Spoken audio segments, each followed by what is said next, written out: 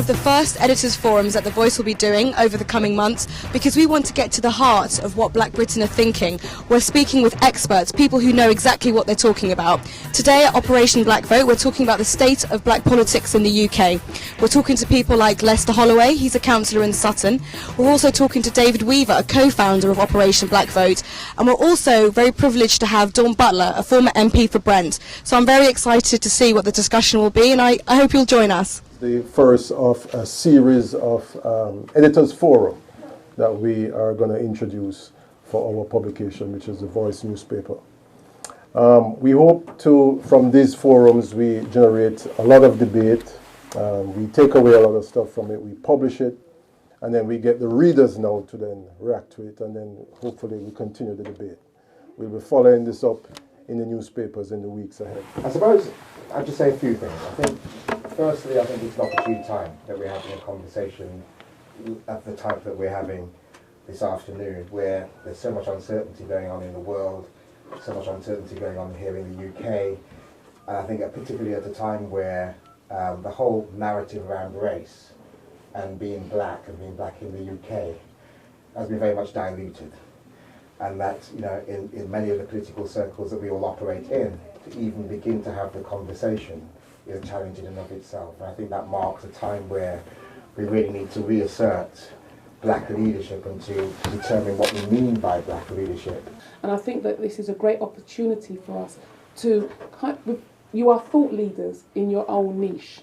And I think it's important that people get to hear what you have to say, and also just to educate people a bit more about the work that you're doing. And I also think it's a great time for us to really step up our game when it comes to black leadership.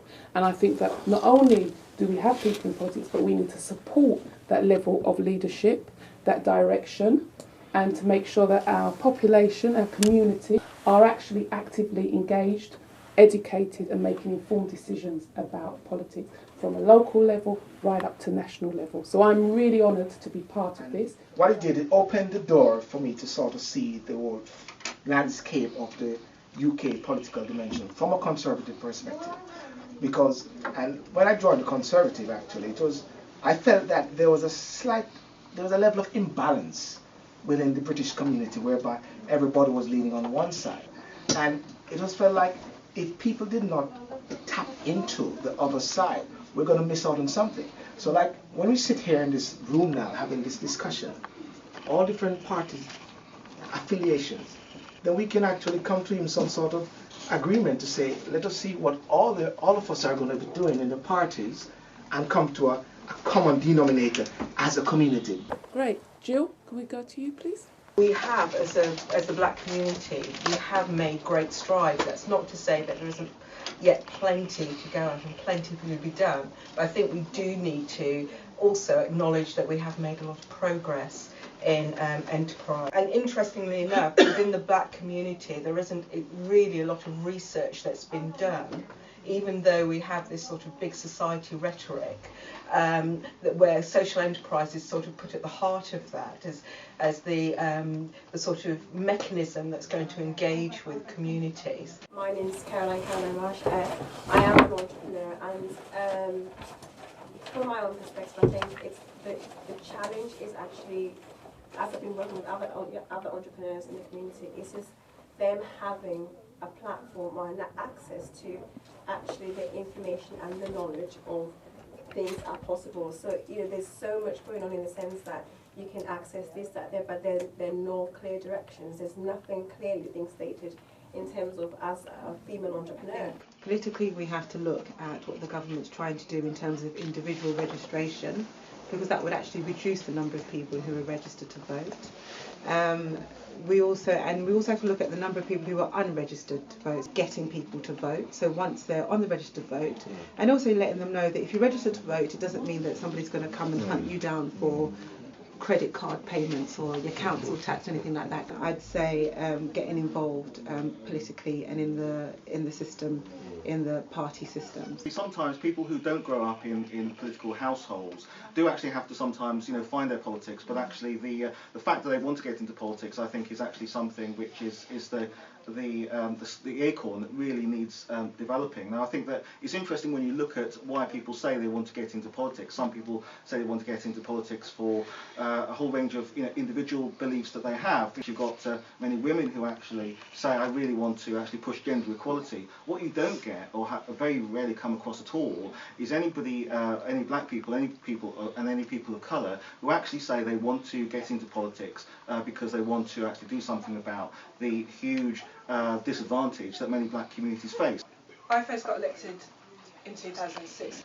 For me as a young person growing up in Brixton, one of the key things that we need to look at as well is actually when all of us, I'm sure a number of us have been out sort of voting, canvassing, when you come across some people in the black community at the age of, sort of in their 30s, 40s, 50s, and they've never voted in their life, it's so difficult sometimes trying to convert that person on the doorstep. One of the key things I'm really passionate about is our young people, getting them involved in the political process.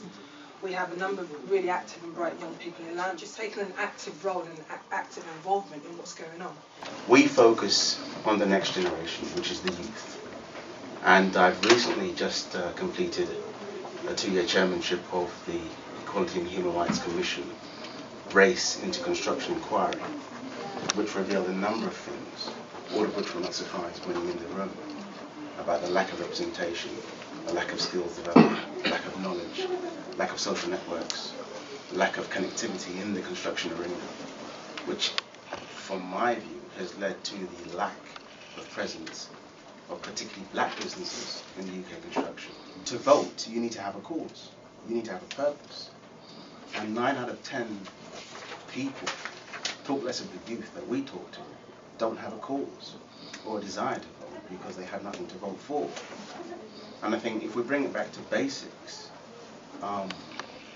irrespective of what councillors are or aren't doing, what is it as a focal point that we're giving our next generation to vote for? And as an individual, I feel it's my duty to just raise the bar because we don't have that representation at management level, senior management level in the UK. I'm from Peckham, one of the most deprived parts of the country by none, and I was born and raised there. And I was in a situation as a youngster where I was disenchanted with my circumstance. I lived in a council home. There was mould in my house. There was rats, running around my house, and I wanted to do something about it. And I began on a journey, a journey that would lead me through understanding the political process, understanding how to speak to my councillor, how to get things done, and eventually that would lead to me, leading a campaign to watch my estate fall to the ground because it was in so much disrepair. By the end of the process, we needed to do something. The council needed to do something radical about it, and that was how I became, a political activist. That's how I became a Liberal Democrat. We elect a lot of people into positions of power, but scarcely few really deliver. But through my own experience working locally with the councillors, I was able to see parts of the borough that I grew up in and loved transform into a wonderful, prosperous environment, and that was led through sheer commitment, drive. I'm conscious that in the party that I'm in, we very much represent the last frontier, really, for black representation. And, we know that we've got a job to do in terms of making sure that, the black politicians, within the Liberal Democrats really rise to be on those green benches in Parliament. And I hope to be one of them. And, there are a string of other people, who also have aspirations to rise to that potential. When we do get into politics as minorities, it's very difficult because you find it's often you go into politics for one term. There's very few of us who are around for sort of term after term, and so that's very important that we, I think, start very early at school. Somebody mentioned about citizenship classes. I go to a lot of my schools in my ward and talk to the young people because, like I think somebody else over there mentioned, I think it was Dawn, that people want to come and become politicians, but you said, well, what party do you want to join? They're not really sure, unclear as to what's motivating them. And I have to say, a lot of that really, I take a lot of blame for that, because I think that we've got to try and be less tribalistic. We've got to try and encourage our brothers and sisters to just express themselves in whatever way, not to be too part of politics. I mean, politics with a small p. I mean, it's not all about being an MP or a councillor. You know, you can be in politics as a magistrate, as I was myself, or as a chair for TNRA group. You know, there's many different ways you can express yourself. As a school governor, for example. And I think it's more important that we get our people in those positions of authority, because, you know, wherever you are and you're in that position, people can see you're there, other people can learn from you. I think it's an important time, again, to have this debate. But I think not just to have the debate, because I think as black communities, what we do very well is prevaricate, pontificate, fascinate, and have a debate. What we often don't do is to arrive at solutions. And some of you in this room will have heard me say that, and you would have said that some 10 years ago, even in this very room. So I think it really is, but bestows us the responsibility to really look at not just having a debate, not just having a solution-focused debate, but an action-orientated outcome to the kind of things that we're speaking about. We've got to come away from those labels, those dysfunctional labels that they like to assign and throw at black people. And I think it's important to find a few. We have to have an organisation, a leadership model that we say, irrespective of their political view, this is what I believe, this is what I think is going to make the change. And, you know, and a lot of cultures, they put them everywhere. Yeah, but it's about the common purpose, and I think that we need some agreement about that. Inspiring for us, and I'm sure that we'll get a lot of stories out of this which will carry the paper ahead. But we are interested in whatever views you may have, so we'll have guest columnists and so on in there that will open up to everybody and so on. So again, thank you everyone. Thanks for Operation Black Vote for hosting us today, right? And Sonia for facilitating. All right, thank you. Well, that was quite a heated discussion. We talked about everything under the sun, from how to get black people to vote, how to get black people involved in politics. There was a lot of debate, especially from the cross-party politicians, but I think we're all united in saying that we've got to get more black representation. I'm Elizabeth Pears. This is The Voice newspaper.